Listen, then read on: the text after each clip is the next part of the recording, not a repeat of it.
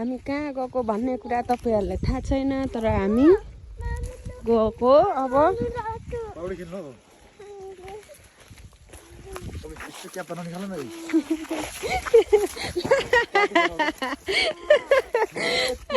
माछा मार्नु जाने मान्छे लड्दै हिँड्दैछ हो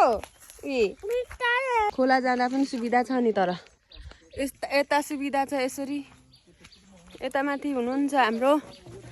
सरजी हामी यसरी जाँदैछौँ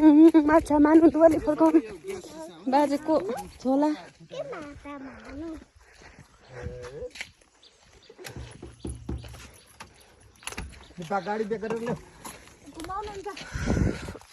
गाडीको सुविधा पनि छ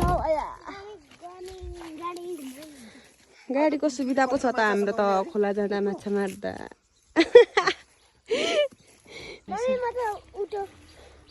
उयो फल्यो कि फलेन होला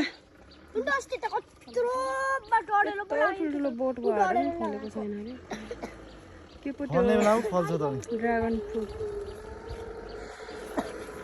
अहिले त सबै मकै छरेर कस्तो देखेको छ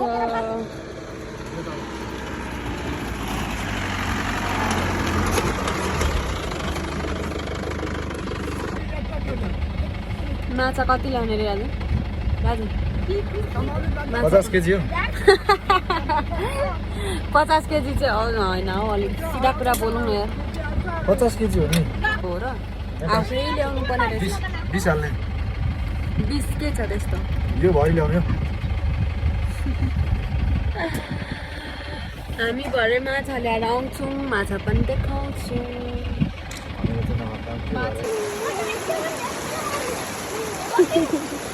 दिवाली फर्काउने खै तिमीहरूको चाहिँ यता हेर ओइ के भएको यत्रो दुःख गरेर यो माछा मारेको तर फर्स्ट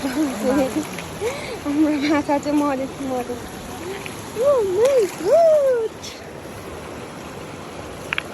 के हो एउटा छैन त यार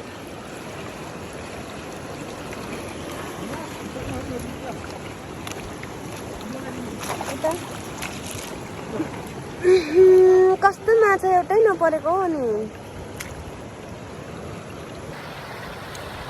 अब माछा नपरेपछि त यो मात्रै खाइन्छ अब हामी फेरि अर्को तर्फ लाग्यौँ माछा परेन अब हामी चाहिँ तल अलिक तल जाने हो